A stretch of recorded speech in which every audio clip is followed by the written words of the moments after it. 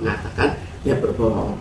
Hanya bisa kita lihat dari awal sebelum kejadian itu sudah ada hal-hal yang meragukan. Hal-hal yang meragukan sampai orang begitu mudah menyerang.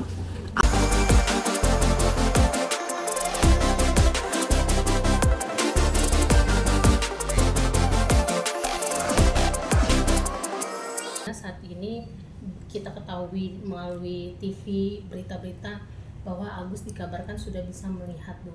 Sebenarnya ini ada dugaan unsur seseorang itu berbohong dari awal atau seperti apa sih, Bu?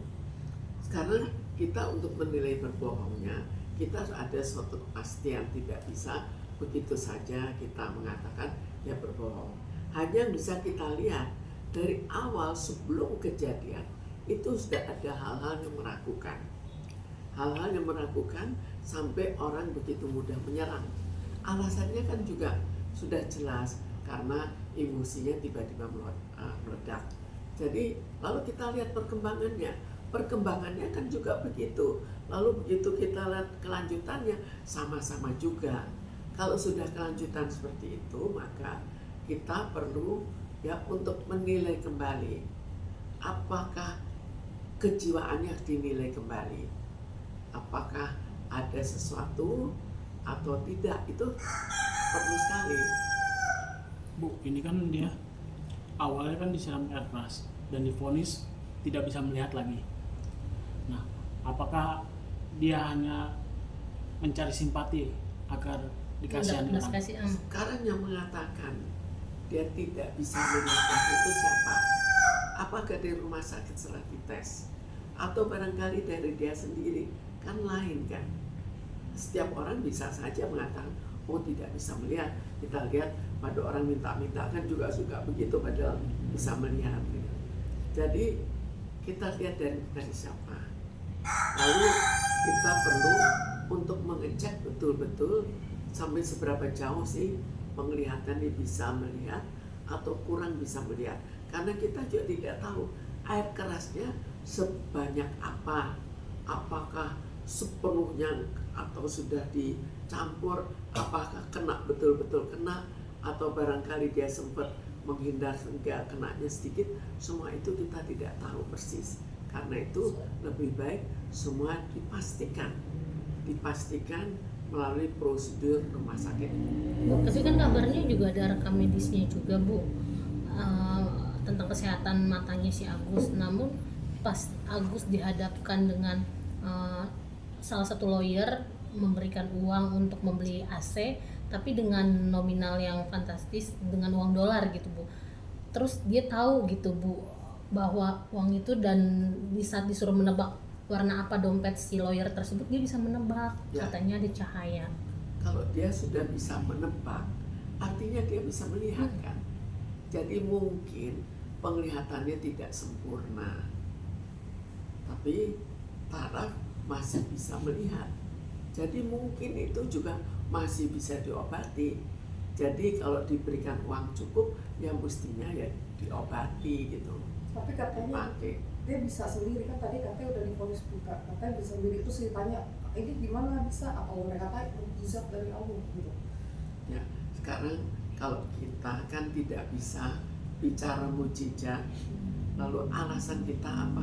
Kan kita lihat sebagai manusia biasa, tidak bisa kita percaya begitu saja tiba-tiba ada mukjizat. Tapi semua diikuti secara medis, secara fakta yang kita lihat. Nah, Bu, kalau misalkan pihak rumah sakit salah untuk memberikan informasi seperti yang di awal dibilang, diketahui bahwa dia tidak akan bisa melihat kembali, sebenarnya ini perkaranya gimana sih, Bu? Sekarang kita lihat kembali. Jadi ini kalau dalam hal bicara biasa atau sudah dibuatkan visum. Kalau sudah dibuatkan visum itu sudah lebih jelas. Apakah itu hanya awal lalu berdasarkan kata-kata dari kata-kata itu akhirnya kata-kata dari Agus akhirnya membuat kesimpulan sementara, atau itu kesimpulan tetap, itu kan lain lagi. Kalau untuk dari Agus sendiri, dilihat dari perilakunya, dia bisa disebut sakit mental juga nggak sih, Bu? Ya itu perlu kita nilai, perlu kita cek apakah ada sakit jiwa di balik semua itu, karena memang ada hal-hal yang janggal dari awal. Mungkin nggak sih Bu faktor-faktor dari misalnya dari sang istri atau dari ini, karena kan melihat faktor yang dari awalnya kan berawal dari donasi ya Bu, mungkin dari bisikan-bisikan itu berubah sifatnya Agus. Seperti Sebetulnya itu, Bu. donasi itu orang tidak semudah itu diberikan donasi berubah. Yang bisa berubah adalah emosinya, gembira, stres, sedih karena ya matanya itu juga bisa, tapi tidak bisa merubah total. Sehingga misalnya orang kalau memang ada gangguan jiwa akhirnya terjadi perubahan total itu tidak sampai sejauh itulah. Jadi kalau memang ada gangguan jiwa, maka ini akan kelihatan dari kata-kata yang diucapkannya. Walaupun untuk kepastian harus tetap didiagnosa dengan pasti dan dibuatkan visum di rumah sakit jiwa, di rumah sakit yang bagian jiwa misalnya.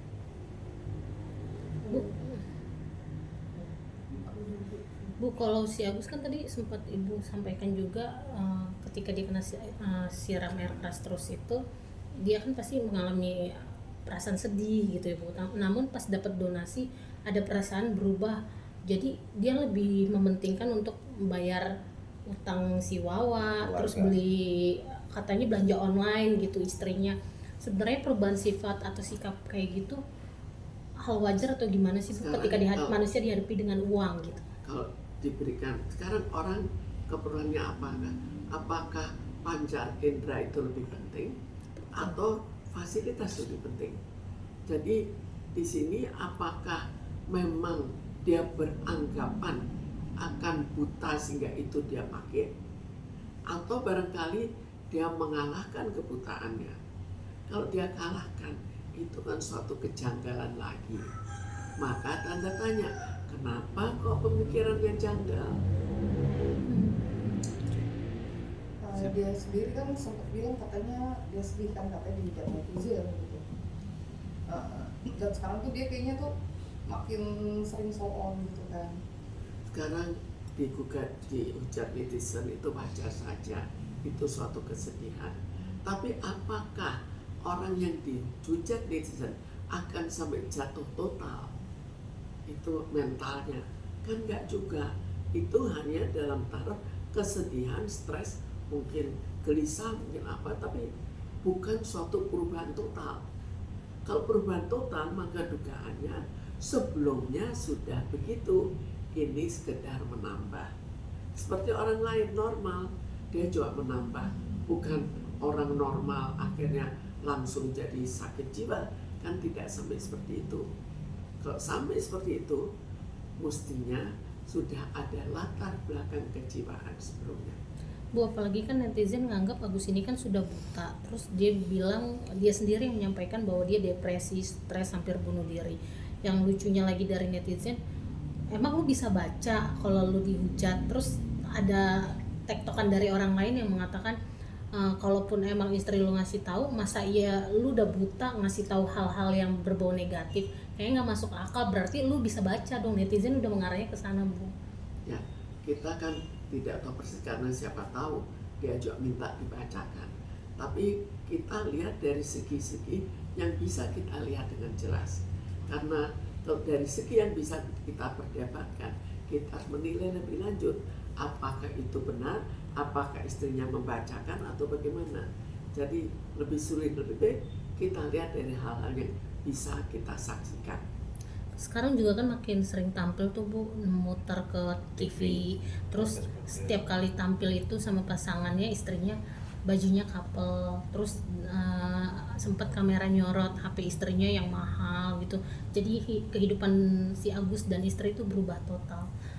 Gimana Bu? Ini sekarang kita lihat dari segi apa? Apakah dari segi penipuan atau memang ada sesuatu yang janggal? Kalau kita lihat dari riwayatnya, kemungkinan ya memang janggal lah. Kalau memang janggal, kalau jiwanya janggal, apakah sampai seberapa jauh dia salah secara hukum? Berarti bisa lihat Agus ini banyak sekali bersandiwara. Bagaimana? Banyak sekali bersandiwara Agus ini. Kalau orang bersandiwara terus kan ada batas sandiwaranya. Tapi di sini kan sandiwaranya itu bukan sandiwara yang biasa. Jadi ada apa? Apakah itu orang sandiwara biasa? Matanya dibiarkan buta demi untuk kesenangan. Itu dia, Bu. Itu kan suatu yang pemikiran yang janggal. Itu berarti yang suka bersandiwara termasuk orang yang punya gangguan mental jenis apa sih Bu yang orang suka Ya, bersandiwara itu? kemungkinan sih gangguan mental. Kita lihat lebih lanjut, kita harus membuat suatu diagnosa yang pasti, karena ini nanti takutnya menuju pada segi hukum. Bisa disebut dengan gangguan kepribadian narsistik ya gitu. Merasakan korasi itu kan dia selalu menyalahkan orang gitu. Ya, sekarang gangguan kepribadian yang jenis apa itu pun nanti kita pastikan lagi. Oke. Oke. Mhm.